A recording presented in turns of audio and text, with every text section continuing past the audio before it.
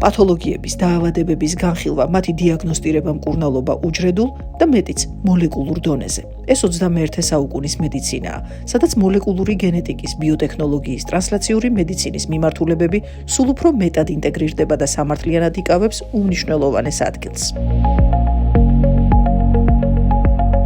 სწორედ ამ ტენდენციის ერთგვარი პასუხია იმ სიახლეების დანერგვა, რომლის ინიციატორიც თბილისის სახელმწიფო უნივერსიტეტის მედიცინის ფაკულტეტი და ნათიშვილის სახელობის მორფოლოგიის სამეცნიერო ინსტიტუტი გახლავთ კონკურენტული ინოვაციების ფონდის მხარდაჭერით. სოფლიო ბანკის მიერ, CIF-ის მიერ დაფინანსდა საქართველოში სულ რამდენიმე პროექტი, ერთ-ერთი მათგანი მოიგო ზუსტად ჩვენი მედიცინის ფაკულტეტის პროფესორმა ბატონმა მიხეილ ჯანგავაძემ, მისი ხელმძღვანელობით მოხდა ეს და ამ გრანტის ფარგლებში ჩვენ მივიღეთ დაფინანსება 9 მილიონ ლარზე მეტი. შესაბამისად, ეს გრანტი გულისხმობს იმას, რომ ფუნქციონირება დაიწყო ახალმა ლაბორატორიებმა, რომელიც თანამედროვე ტექნოლოგიით არის აღჭურვილი. ამასთანავე შემუშავდა სასწავლო კურსები, რომლის იმპლემენტაცია და დანერგვა მოხდება ასევე მედიცინის ფაკულტეტზე ჩვენ მიმდინარე პროგრამებში. დღეს მორფოლოგიის ინსტიტუტში საინტერესო დღე არის კვლევარებისთვის, ჯანდაცვის საკითხებით დაინტერესებულთათვის, საუნივერსიტეტო და სამედიცინო საზოგადოებისათვის. სათაურის ასეთი შეურჩიეთ ამ კონფერენციას, ეს არის საუნივერსიტეტო კვლევები ჯანდაცვის ეროვნული სისტემისათვის. რამოდენიმე მიზანს ისახავს დღევანდელი ჩვენი შეტყობა. ერთი, აქ არის ტრადიციული ნაწილი. ყოველი წლის ბოლოს მორფოლოგიის ინსტიტუტი ცდილობს თავისი ამ წლის პროდუქცია შეაჯამოს. რას მივახციეთ წელს. საინტერესო წელი იყო ამ კუთხით. 7 სხვადასხვა გრანტი ხორციელდება ერთდროულად. ინსტიტუტში, სადაც სულ 35 მეცნიერ თანამშრომელია, არ არის ცოტა შუა 7 გრანტი. ეს არის ერთი ნაწილი. ამას ეძღვნება მოხსენებათა ერთი ნაწილი. მეორე და უფრო მთავარი ნაწილი დღეს არის ერთ-ერთი გრანტის, რომელიც კონკურენტული ინოვაციების ფონდმა დააფინანსა და რომლის ხელმძღვანელიც არის მიხეილ ჯანგავაძე, დასასრულს უახლოვდება და ამ გრანტით გაწეული სამუშაოს შეჯამება. ეს გრანტი ძალიან მნიშვნელოვანია არა მარტო სამეცნიერო კვლევებისთვის, არამედ ჩვენი ჯანდაცვის სისტემისთვის, რადგან მის ფარგლებში შეიქმნა მოლეკულური პათოლოგიის სასწავლო კურსი ერთი, როგორ უნდა აღიზარდონ ამის კადრები ლაბორატორიაში მომუშავე რო არაფერი ვთქვათ სტუდენტებზე და ამასთანავე აღიჭურვა ძალიან საინტერესო რამოდენიმე ლაბორატორია მორფოლოგიის ინსტიტუტში.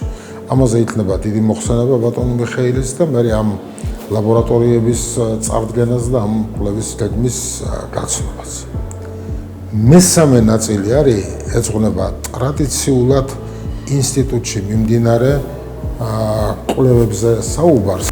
მაგალითად ჩვენ რამოდენიმე საინტერესო საკითხი გვაქვს წამოწეული. ერთი არის ღვიძლის ტრანსპლანტაციის დროს პრეზერვაცია ორგანოს გარეთ, რაც ძალიან ინოვაციური იდეაა და ევროპელები ძალიან დაინტერესდნენ ამ ქართული იდეით და თქვა ცდილობენ ჩვენთან თანამშრომლობას, რომ იქნებ რაიმე ძალიან მიზანმიმართული შედეგი დაიდოს. რაც შეეხება ჩემს ნაწილს, ჩემს მოხსენებას, იგი ეძღვნება საქართველოში კერძოდ ჩვენს უნივერსიტეტში ახალი საგნის მოლეკულური პათოლოგიის დანერგვას და მოლეკულური პათოლოგიის კვლევის ცენტრის შექმნას. აღნიშნული ცენტრი მოემსახურება არა მარტო ჩვენს უნივერსიტეტს, არამედ კონსორციუმში შემავალ სხვა ინსტიტუტებსაც და არა მარტო სტუდენტების გაზრდაში, არამედ სადოქტორო პროგრამების შესრულებაშიც. უკვე რამდენიმე გრანტი არის აღებული ამ ცენტრის ბაზაზე, რომლებიც მზადდება 3 დოქტორანტი ასრულებს თავის კვლევით საქმიანობას. ამ ლაბორატორიებში მივიღეთ უკვე არაერთი დოქტორანტი, რომელიც თავის სამეცნიერო ნაშრომებს ზუსტად გააკეთებენ აი ამ ახალ ლაბორატორიებში და კიდევ ამ გრანტის ფარგლებში მოგვეცა საშუალება, რომ დაგვენერგა ახალი თანამედროვე კურსები ჩვენს კურიკულუმში, ახალი პროგრამები ელექტრონული პროგრამები შევიძინე და შესაბამისად მიმაჩნია, რომ აი ეს მიღწევები ძალიან მნიშვნელოვანია ჩვენ ფაკულტეტზე. მოლეკულური პათოლოგია თვითონ რასაც ჩვენ უნდა ვასწავლოთ, ეს არის ახალი საგანი, არა მარტო საქართველოში, არამედ მსოფლიოში. ეს 20 წლის უკან დაახლოებით გაჩნდა ამის საჭიროება, როდესაც უკვე ადამიანის გენომის პროექტი დამთავრდა და უკვე ვიცოდით ამა თუ იმ დაავადების გენეტიკურ დონეზე და დღეისათვის უკვე ამ ცოდნის გარეშე შეუძლებელია ისეთი სფეროებში მუშაობა, როგორც არის ონკოლოგია, მაგალითად პათოლოგია და სხვა ბევრი სფერო, რომელიც მოითხოვს მაგალითად მედიკამენტებს, რომლებიც ტარგეტულად მოქმედებენ სიმსივნეებზე და ასე შემდეგ. ასე რომ ეს საგანი მომავალი ექიმებისთვის არის, რომლებიც უკვე დაიწყებენ მუშაობას მაშინ, როდესაც მოლეკულური პათოლოგია და მოლეკულური მედიცინა იქნება წამყვანი ჩვენ სფეროში. მაგალითად, იგივე მედიკამენტების დანიშვნას დღეისათვის ბევრი მედიკამენტის დანიშვნა გენეტიკური ანალიზის გარეშე შეუძლებელია მათი ეფექტურობის შეფასების ან გვერდითი ეფექტების შეფასების გარეშე. ამ ეტაპზე ცენტრში რამდენიმე ძირითადი ლაბორატორიაა გაერთიანებული. მოლეკულური გენეტიკის, უჯრედული კულტურის, აგრეთვე ბიოსტატიკისა და მანქანური სწავლების. ყველა მათგანში უახლესი ტექნოლოგიებია დანერგილი, რომელთა ნაწილი ინოვაციურია არა მხოლოდ საქართველოს, არამედ მთელი რეგიონის მასშტაბითაც.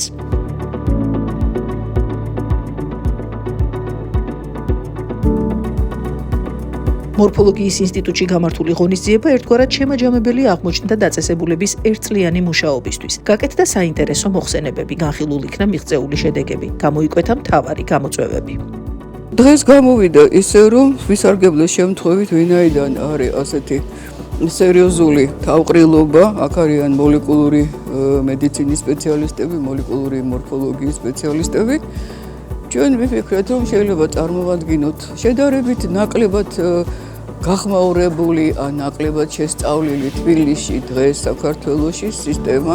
ეს არის ანევრიზმული ძვლის ცისტები, რომლებიც ყოველთვის თან ახლავს ძვლოვანი ქსოვილის კეთილთვისებიან და ავთვისებიან სიმსივნეებს, იწვევს იქ შესაბამის ტრანსფორმაციას, რომელიც შეიძლება დამთავრდეს პათოლოგიური მოტეხილობით და ზოგჯერ ბრტყელი ძვლის სიმსივნეები საერთოდ თუ თავისი ლოკალიზაცია თუ ახლოს არის თავის ქალაქთან და თუ ალბუდესთან, შეიძლება სასიკლეტალური გამოსავალიც გამოიწვიოს. ამ მხრივ საინტერესოა ისეთი შემთხვევების დიფერენცირება, რომელიც შეიძლება იყოს განპირობებული გენეტიკური დისლოკაციებით, ანუ ქრომოსომული დისლოკაციებით ან ქრომოსომული მუტაციებით პირველადი და შეიძლება იყოს მეორადი ანევრიზმული ძვლის ცისტები, რომლებიც წარმოდგენილია ძალიან ვრცელი ასეთი მასივით, დაავადებათა ვრცელი მასივით და ფაქტიურად ძალიან ხშირად მასკირებას უკეთებს ძირითად პათოლოგიურ პროცესს.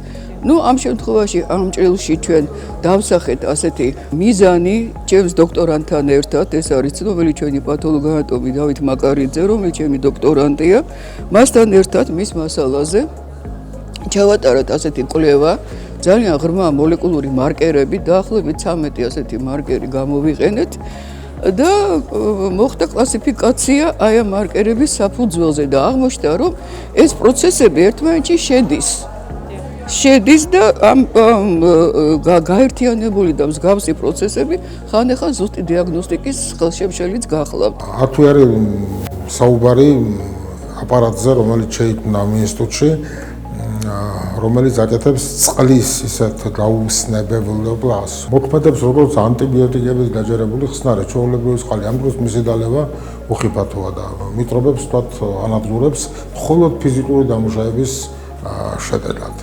აქვე იქნება საუბარი იმ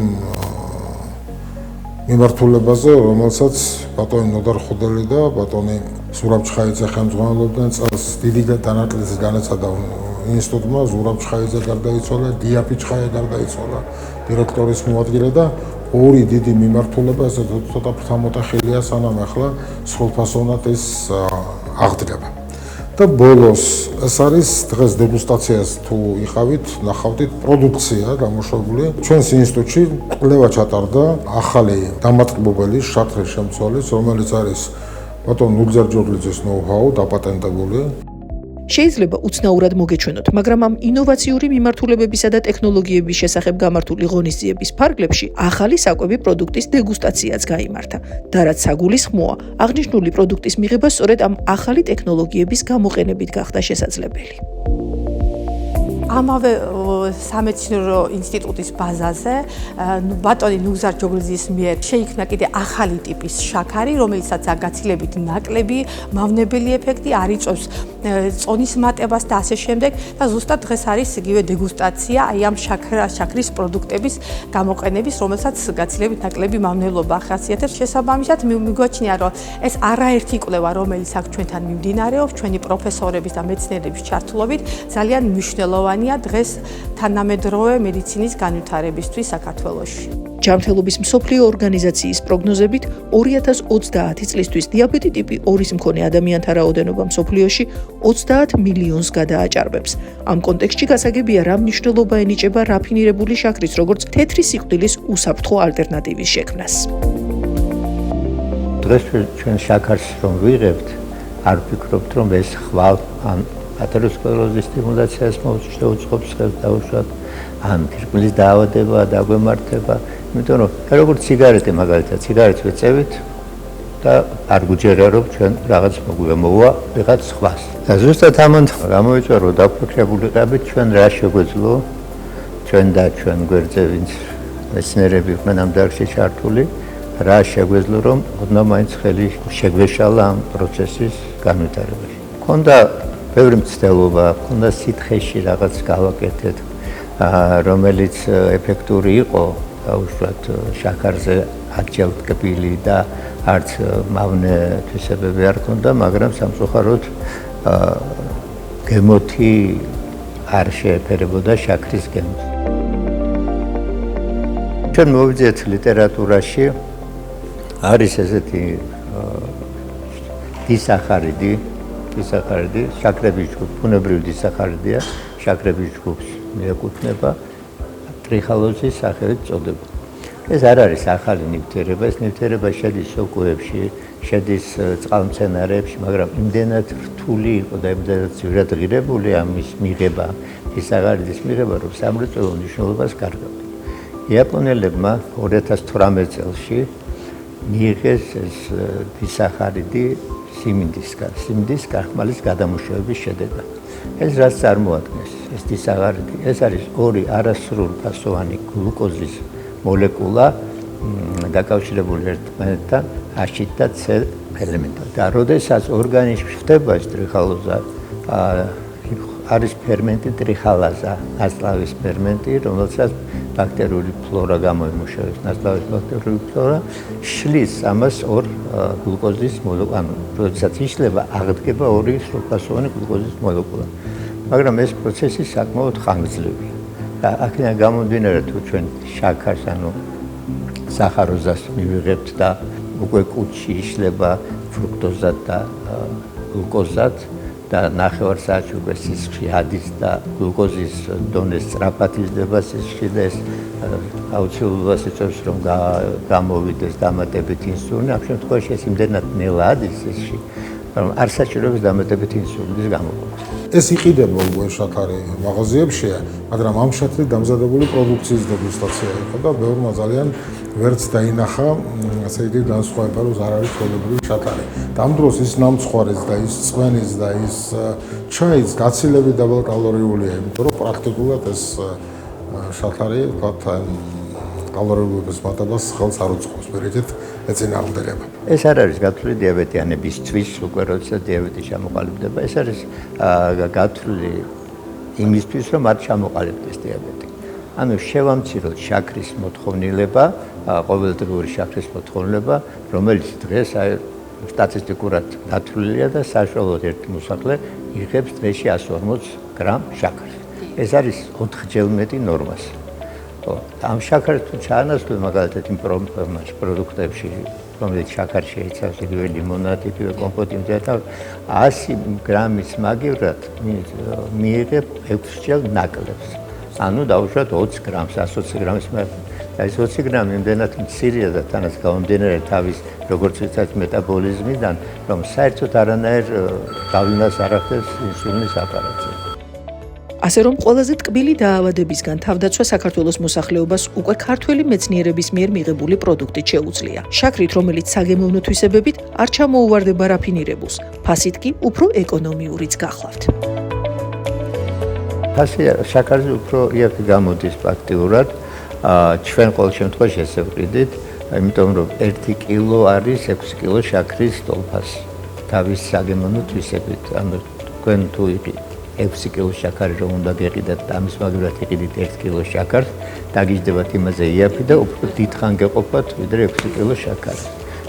თუ მაგალითად შაქარი ახლა ღირს 4 ლარი, 3 ლარი ნახევარი, ეს და 6 კილო გამოდის რაღაც 22 ლარამდე, ამის ღირებულება 15 ლარად ჩვენი წარმოება 15 ლარად აბერებს და იყიდება რამდენადაც ვიზით 18 ლარი. მაშასე, კიდევ ერთი საინტერესო ღონისძიება მორფოლოგიის ინსტიტუტში. კიდევ არაერთი სიახლე ქართველი მეცნიერებისგან და საერთაშორისო ორგანიზაციების პროდუქტიული მხარდაჭერის კიდევ ერთი საუკეთესო მაგალითი.